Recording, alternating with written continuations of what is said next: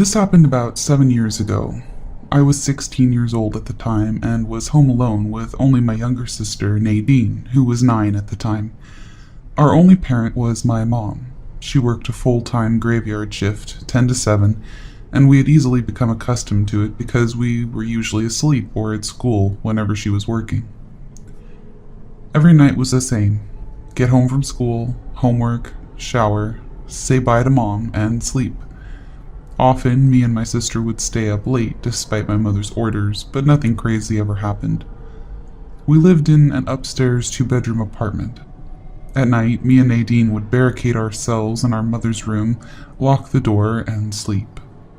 We were always too scared to sleep in separate rooms.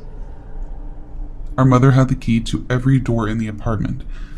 This specific night, me and Nadine were in the living room watching yet another Family Guy episode, and it was getting late, close to midnight, and we definitely had school the next day. As we were preparing for bed, someone knocked on the front door of the apartment. Now, this apartment complex had 2 doors, one metal door on the outside, and then the door made out of wood, which was technically inside. Therefore, one would need to unlock 2 doors before they could get in.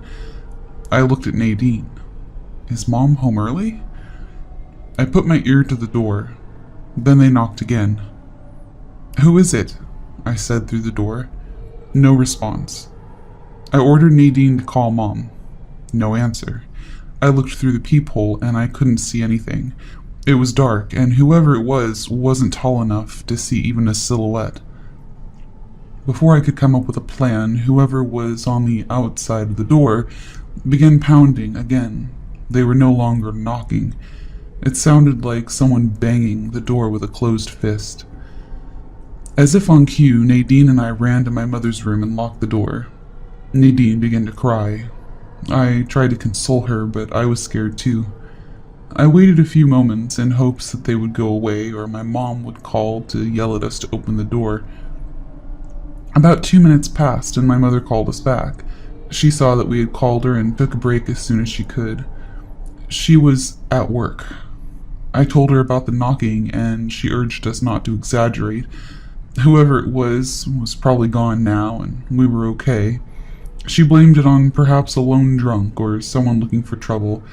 Regardless, she said, "Do not open the door." She hung up and we got into bed. I was tossing and turning. It had been about an hour since the first knocking began, when suddenly, bang, bang, bang. Nadine and I shot up. The knocking was now at our bedroom door. There were no lights on in the apartment, which spooked me further. Who was in our home?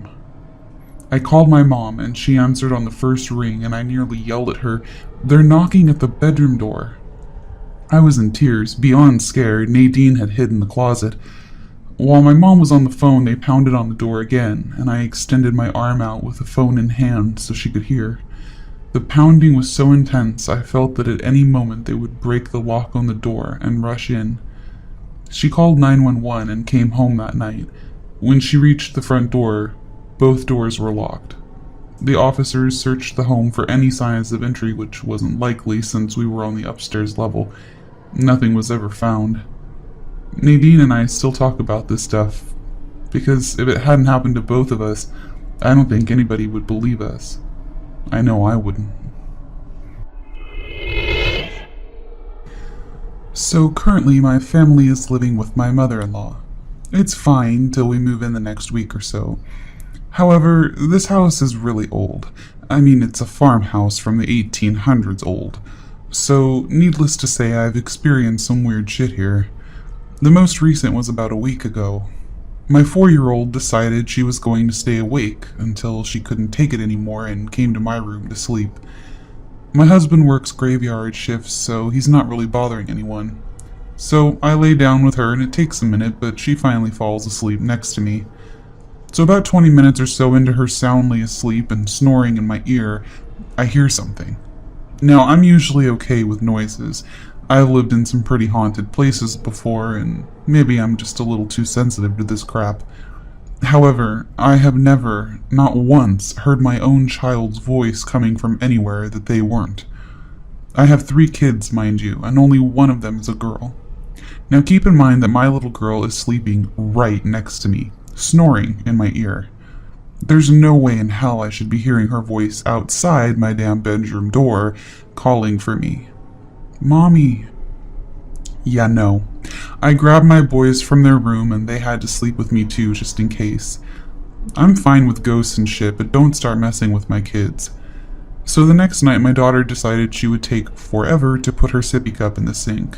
So I told her that I was going to leave her downstairs if she didn't hurry up. She yelled at me and ran to me saying she didn't want to go into the kitchen because of the girl. There are no females in this house aside from my mother-in-law, so there shouldn't be any other girls in the house. It's also nighttime, so what the fuck? I went into the kitchen to see what she was talking about and there was no one there, but then she proceeds to tell me that the girl has gone to my nephew, which is weird. But we haven't had any experiences since, thankfully. My friend, I'll call him John, worked at a hospital in Puerto Rico. The 5th floor of said hospital is mostly rooms converted into offices, so it could be assumed that people might have died there in the past. Multiple employees claim they've seen weird shit happen.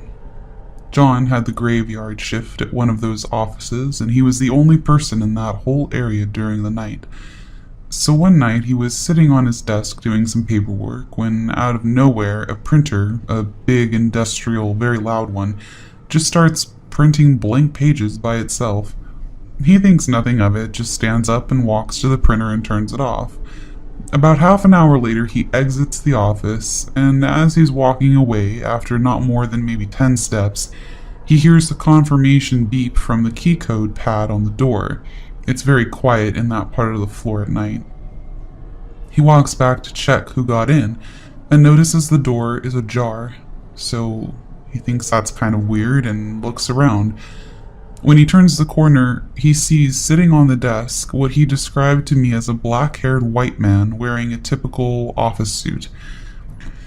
He was just shuffling through some papers with a pencil, but this thing wasn't ghostly transparent or blurred.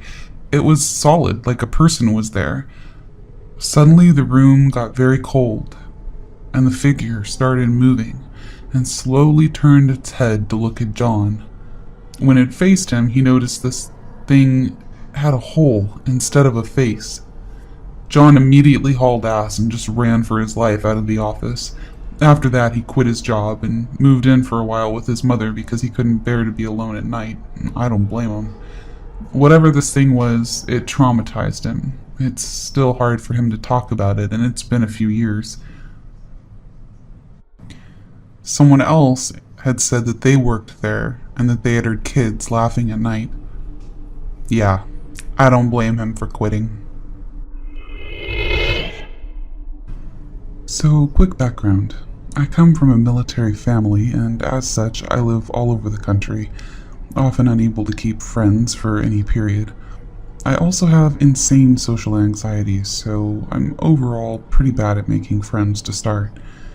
This story starts after I lived in rural Newfoundland for about 3 years, at age 14. I have no friends, my home life is pretty terrible, and I was at this point pretty depressed. I lived on about an acre of land with a river separating us from about 1 million acres of raw forest that had a bunch of ATV trails on it. It was a spooky-ass forest, and I have a shit ton of stories about what I saw in there that make most horror movies look like a joke. Of note is the bear trap forest, the 40-foot swamp, the random abandoned suburb, and the house in the middle of nowhere, but those are stories for another time. It was around late August. My parents had told me that for many weeks now, there had been hoots and hollers coming from our backyard. They had seen flashlights and thought it was some shit kids just trying to break into our garage and steal some beer. There had been times I heard it too, normally in the evening, of just a couple of voices periodically hollering, and often I heard several voices speaking from just across the river in the woods. No big deal. A lot of kids hung out in those woods, and due to my oppressive social anxiety, I sure didn't have any desire to talk to them. After this had happened for some weeks, I heard the kids doing their usual thing around 4 in the afternoon and decided, fuck it, I'm gonna go see what's so amusing. So I venture into the woods and go maybe about 300 feet on an ATV trail my neighbor used, and I meet one of them. I'm going to use their names as maybe it will give some context to someone. The kid I met was named Jack. He was a year or two younger than me, about a foot shorter and wearing some really out-of-date clothes. He seemed kind of surprised to meet me, but we said our hellos. I said I had heard them for a while now and came to see what was happening. Jack got super pumped and insisted I follow him to his friend's project. So I follow the guy and I'm brought into an area that is pretty clear-cut in a dense path of woods. I knew this area. I hung out in the woods alone a lot and explored, and this was brand new. There were 2 other kids there, one my age named Elvis and another older kid by about 2 years named Louis. They said they were working on a tree house, a fort, and wondered if I was interested in helping. I, of course, said yes, as I had never been asked to hang out with anyone, and they showed me around. Now I need to discuss these kids' clothes. When I say out of style, I'm talking early 80s miserable fashion. Neon colors, one kid had shoulder pads, it was a mess. Plus, they wore big rubber boots, and the kids looked, I want to say, new. Like, they had no signs of pimples. Their hair was immaculate, clothes crisp as hell. I had just assumed that they had hand-me-downs from their parents or something. They stated that they were all friends, not brothers. So these kids were nice to me. I mean, really nice. I never really got to know them. They never wanted to talk about their home life, but that isn't surprising where I lived. We used hatchets, saws, ropes, and nails, and made a pretty solid fort. I had about 8-foot walls made of birch trees. We made a table to sit at, a lookout post, and the biggest tree we could find. The place was about the size of a 1-bedroom apartment, and we were all around pretty proud. One day we were sitting at the table, talking about our favorite trees or something, and I asked Elvis why I had never seen him around before. If he lived near me, he had to go to my school. It was one of 2 schools in the town, and no way he lived in the catchment area of the other one. He insisted he did, and wondered why he never met me either. We didn't know the same classmates. Same people could barely agree on teachers. But whatever, these kids talked to me and that was enough. So about 2 weeks after meeting them and building this fort, I said I needed to go home and get something to eat. I asked if they wanted something too, as this was basically my backyard and my parents always made too much food. They became downright hostile. Not over the food, they just refused to cross the river. Adamantly.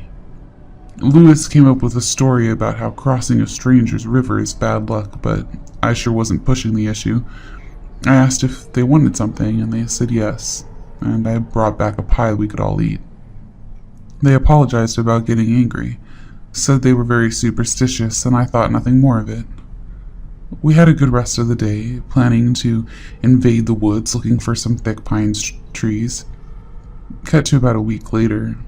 I had gone into the fort, and we did our thing, but today the kids looked haggard.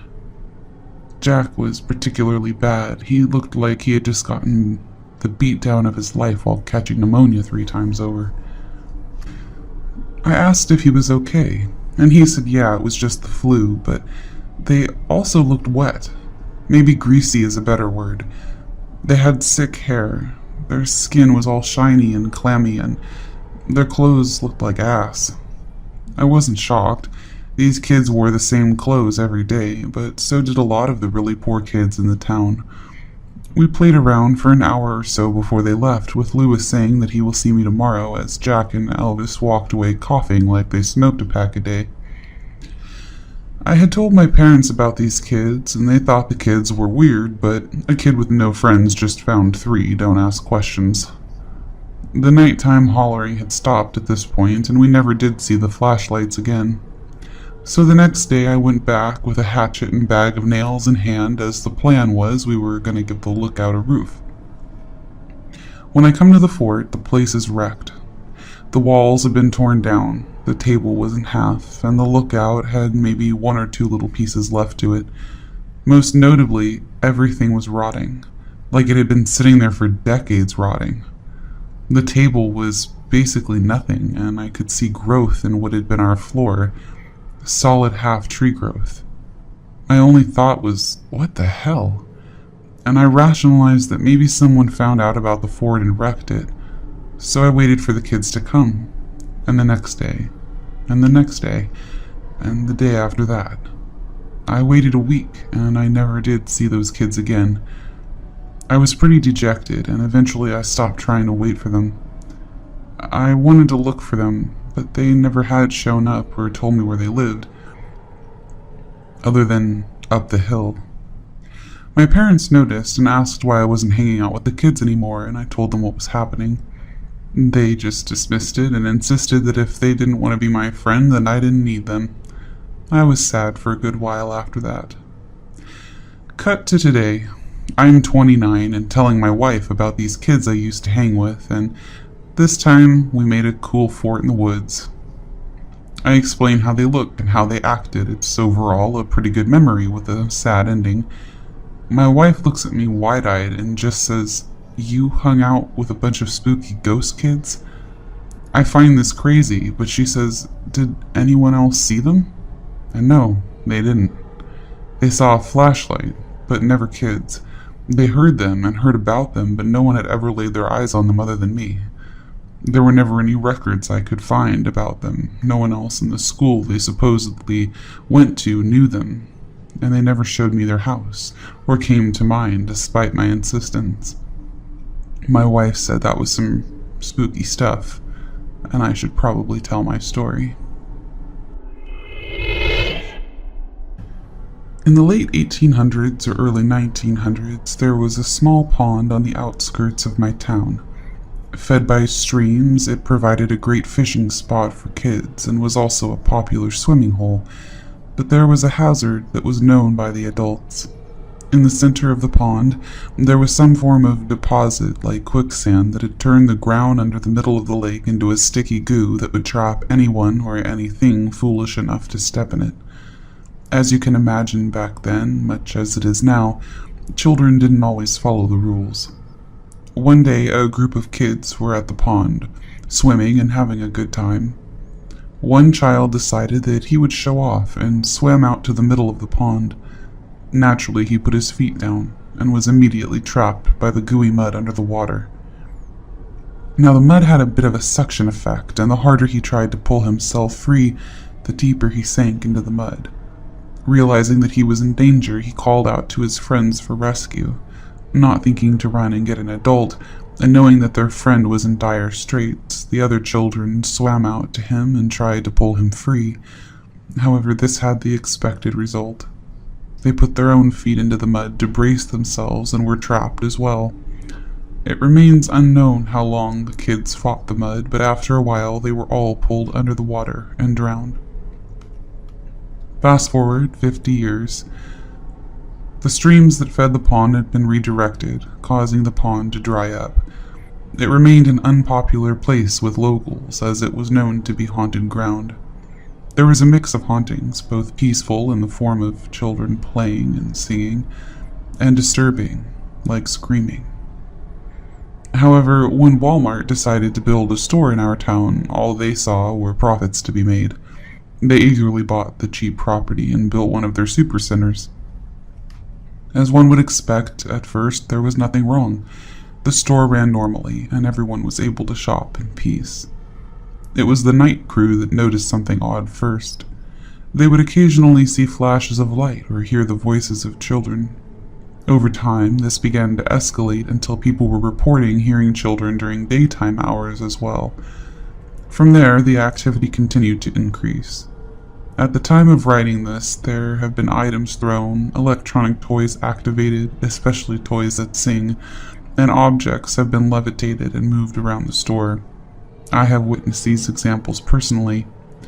Nothing thrown is ever an object that could hurt somebody, just bread and stuffed animals. and the moving items were usually something a customer was trying to reach but couldn't quite get. It's believed by most that the children do these things to keep people aware that they are there and to help as much as possible. There has never been a violent event involving these kids, and despite constant requests to do so, the Walmart management at all levels have refused to do any ghost haunts. Walmart official policy is that none of their stores are haunted, and they don't seem particularly interested in changing that stance. My entire life, I've lived in the same home.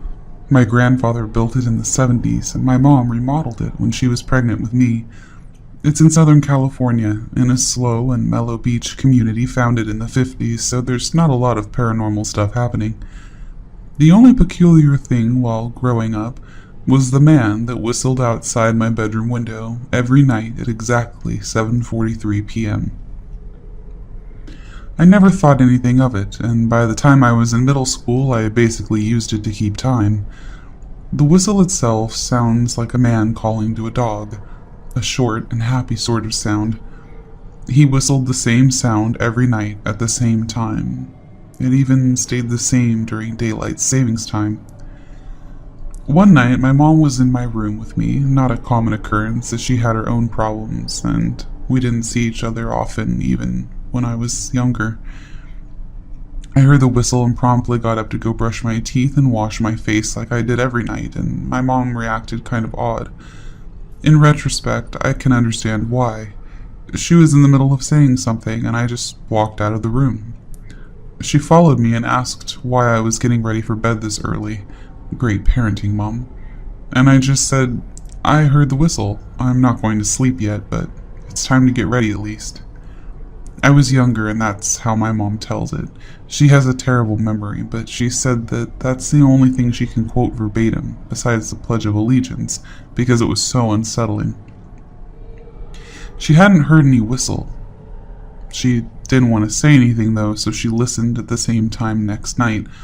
She still heard nothing, but saw me walk to the bathroom and get ready for bed. She didn't tell me until I was 14 that she couldn't hear the whistle, so that I wouldn't be scared. Over time, I started to whistle with the man. I could imitate it perfectly, and I knew almost instinctively when to do it. It's like when you wake up to the same alarm at the same time so often that you couldn't sleep in even if you wanted to. I started to do this during my senior year, so I didn't really notice when the whistling got closer. I still don't know why, for sure, but I think it was because that's when I seriously started thinking about colleges. Late start, I know. During my senior year, there was some family drama, and I had to move back in with my father for a couple of months, and it seemed like something was missing. I couldn't quite put my finger on it. It wasn't the whistling itself, but the feeling of being watched that always accompanied it. I had gotten so used to it that I didn't realize how uneasy it really made me feel. After I turned 18, I moved back into the house, alone. My mom got arrested, not anything crazy, she was only gone for 4 months, and wanted me to stay and watch the house. This whole thing put me off school, so I spent most of my time either working or focusing on getting my GED. That's when shit started to get weird. I never thought of the man as a bad spirit in any sense. I had almost come to see him as my guardian angel. I made up a name for him, Gregory, and his dog, Socks. It was about January of this year, freshly 19 with a GED and big dreams of college, that I realized just how sinister things really were. Number 1. Only I could hear the whistle. The amount of sleepovers I had where I was the stupid one getting ready for bed too early definitely proves it. Number 2. It was only outside my window. If I were at any other spot in the house, I wouldn't hear it. And number 3. It had steadily moved closer to my window over the years. It used to be on the street. Before I realized it, it had crossed the grassy slope from the sidewalk to the brick foundation my house sat on. The night I applied for my new college, I got in, and I'm transferring next fall, pray for me, I heard a tap. I've got some shitty friends and thick blinds, so I went over and swung them open fast to spook whatever asshat was trying to spook me, but I saw nothing. It was getting dark, and the sunset over the ocean was bright red. Unusual, but nothing to be alarmed about. What I saw in the sunset was what really terrified me. There he was, his head cocked to the side and just staring from the outside wall beside my large floor-to-ceiling window, only for a moment. It was almost like when something flashes on a screen for a tenth of a second and you kind of remember it, but you didn't have enough time to really process it. The face was pale, not like a ghastly white, but pale, and his eyes were thin with age, but still intense. He had no facial hair, and his eyebrows were thick and wiry. When I blinked, I saw him like a brand on the back of my lids. I was shaken. The entire encounter felt like a warning. Why on God's green earth would the man that's been alongside me for so long try to hurt me? I almost felt betrayed.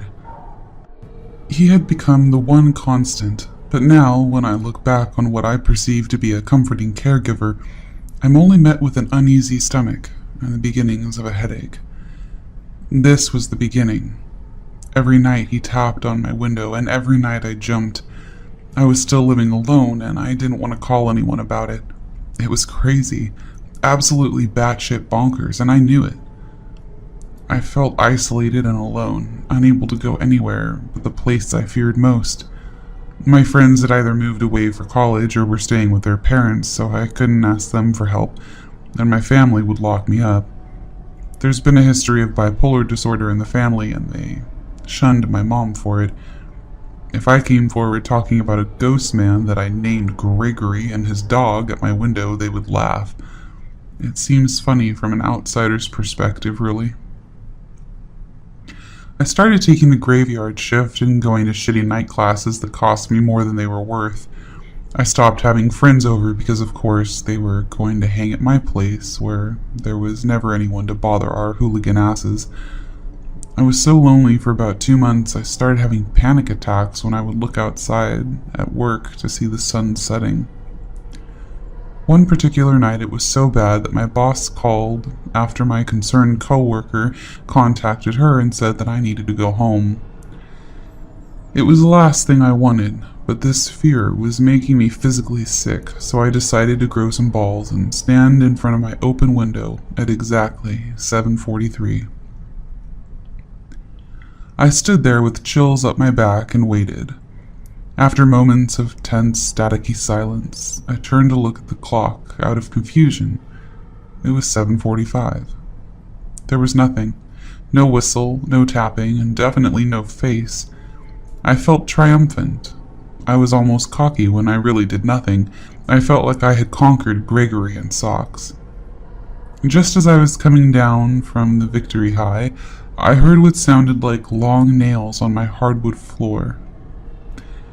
It almost sounded like my dogs, but I had put them in the backyard to do their business, and neither of them were big enough to make that almost galloping sound. I couldn't see anything with my eyes, but I felt the fear of an animal running toward me at full speed. That hesitation between a heartbeat. I had nowhere to run, but I knew I had something to do. I had to get away. I could feel the ominous and dreary presence of the man coming from just outside the door inside my hallway, and the threat of the feral dog I knew was in front of me, but I just couldn't see.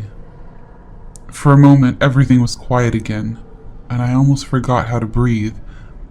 I felt the presence leave, but then, right in my ear, clear as day, I hear, "I own you, Zoe."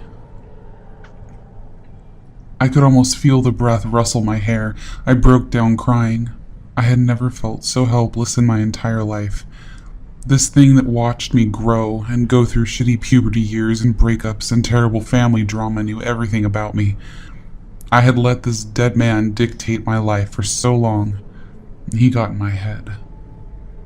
I rented a shitty motel room for the next week with my pups. I don't recommend putting 2 dwarf pit bulls in a hotel room. And when I finally came back, the whistling was back on the street, but now it was accompanied by the sound of paws on concrete. This isn't a particularly terrifying story of skinwalkers or demons, but it haunts me to my core. I'm in this city that I'll call home in a couple of months to meet with leasing agents, but I'm going home tomorrow and I can feel that familiar sensation of what I can only describe as heartbreak and a loss of control seep back in. I don't want to go back. Welcome back. I hope you guys enjoyed those stories.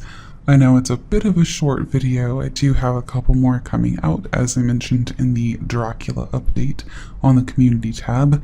I am working on Dracula in the background of the next several videos, so I basically just spent a couple days bulk recording this and a few other shorter videos so that you guys have something to listen to in the meantime. And then in about a week, all of the Dracula chapters will start going up in a steady stream for a couple of days. So that'll be fun.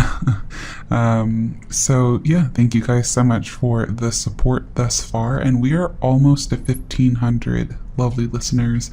1,500 members of the conspiracy of Ravens here, and I just think that is amazing. So thank you to all of you who have subscribed, and in the future, if you're listening to this and we have, well, more than that, then thank you for listening. And I'm just really excited to be able to do this and to have people who are so supportive and interested, and it's really amazing. So thank you all for being here. I do hope you enjoyed tonight's selection of stories, and as always, I will see you guys on our next journey into the night. Bye for now.